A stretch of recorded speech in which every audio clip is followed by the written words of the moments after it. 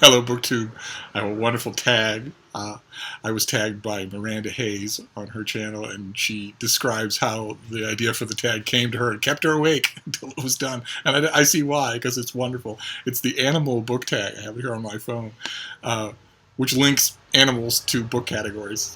It's just wonderful, right up my alley. My two favorite things. So I thought I'd get started. Question number one is the whale, an animal that only comes up for air. What is a book that you only put down if you had to? And I have a bit of a dud answer out of the starting gate here because, as I've made clear on this channel, I read with complete concentration. I don't come up for air during books, so all of them would fit into this category. Very boring, I know. Question number two, beautiful but scary. The Lion. What is a great book that intimidated you at first? First of all, I should say, having encountered them many times, I don't find anything beautiful about lions. A cat that weighs 500 pounds and has a short temper? No, I don't think so. But it answers the question, none. I've never been intimidated by a book. Question number three, every kid's favorite, The Goldfish. What is your favorite children's book or favorite book as a child? The second part of that question, I can't help with because I didn't read children's books as a child. But I have energetically read them since, and I think if I had to pick my favorite, it would be this one. Diary of a Wombat by Jackie French, which is the story of a persistent, if somewhat clueless, wombat who begins to terrorize a family in pursuit of carrots. It's an absolute gem. Question number four. I've got a big head and little arms. The T-Rex. What is a book that is strong in some areas but weak in others? Well, I didn't really have a choice for this one because it could apply to anything. The one that's on my mind right now is one that I'm studying this month, and that's Mary Shelley's Frankenstein, which definitely has strengths and weaknesses, to put it mildly. But I don't really have a single category for that one. Question number five. Spider. Nope, nope, nope, nope, nope. A book you have no intention of going anywhere near.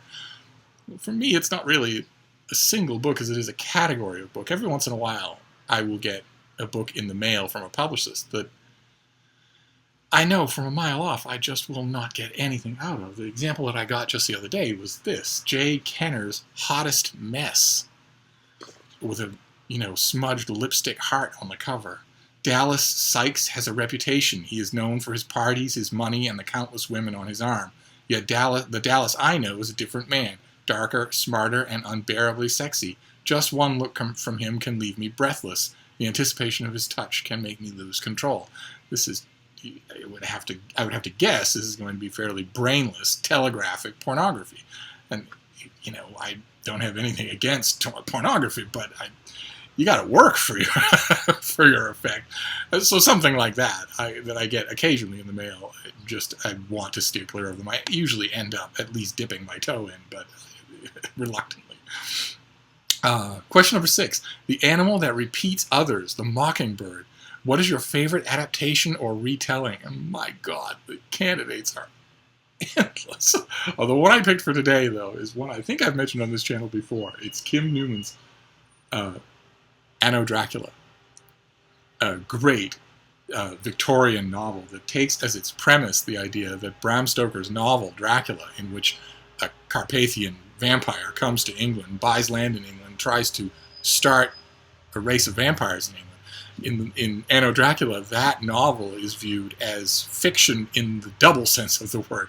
The premise of the book is that Bram Stoker was writing historical fiction as an alternative to what really happened, and what really happened was that Dracula succeeded in infesting England with vampires, including and eventually rose to take control of the government by mesmerizing Queen Victoria herself. I cannot recommend the book high enough. Every single Victorian fictional and real-life character is in it in some capacity or other, and they're all perfectly done. Question number seven, The Laughing Hyena. Someday I'll do an expanded version of this tag in which I tell tedious Grandpa Simpson stories about how many of these kinds of animals I have met in the wild. A book that kept you laughing. It wasn't the book's intention. The book I have in mind. It wasn't the book's intention, but it did keep me laughing throughout. It's this, Frank Spearing's Prince Jack, in which the author breathlessly dramatizes what he thinks of as the reality of Queen Victoria's grandson, Prince Albert Victor, being Jack the Ripper. A totally nonsensical theory. Totally. If you want to nominate a candidate for Jack the Ripper, you want to make sure to nominate somebody whose every move wasn't documented by witnesses in 1888. Even said that just makes the book funnier. It's just hilarious from start to finish. Not that it was intended to be, but let's see here. Number 8, Mama Bear, a book with a fierce female character. Again, this would be nonfiction. This is Carrie Lee Erickson's biography of Queen Mary, the daughter of King Henry VIII. And the reason that I chose it is because people they remember her for her persecution, of Protestants during her reign and her ill-fated marriage to Philip, and how she had hysterical pregnancies. They remember her for all of her thwarted qualities. They don't remember that when the crown fell open, she fought for it, and she rallied her people for it. She didn't just walk into a room and say, "I'm King Henry VIII's daughter, give me the crown." No, she had to fight for it, and showed in that moment herself to be every bit a Tudor. And I always love that, and Carrie Lee Erickson's book captures that side of her rather well. Fierce, to put it mildly. Question number 9, The Horrible, Hateful Cat. Well, that one I get behind completely. A book you despise. And I don't think I have I don't have an example here because there are so many. The one that takes the top spot for me is The Love Letter by Kathleen Sheen.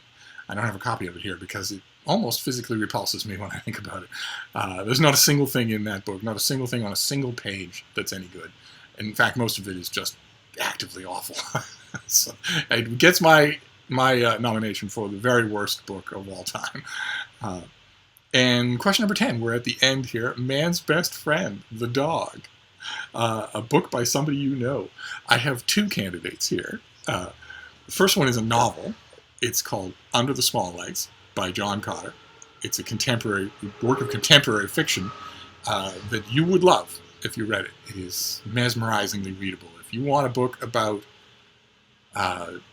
doing drugs and Walden Pond in winter and falling in love with the wrong boy, what a book. Let me show it to you again.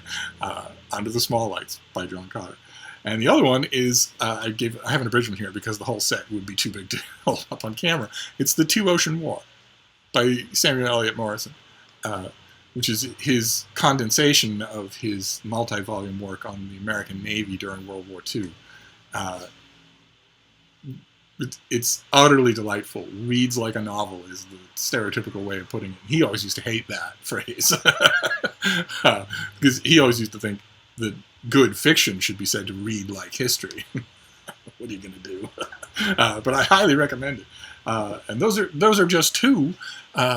As for all kinds of other examples of books written by people that I know, well, they sort of fade into the background.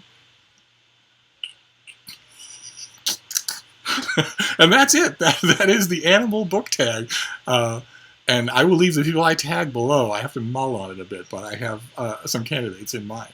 But it's wonderful, and I want to thank you for tagging me. That was delightful.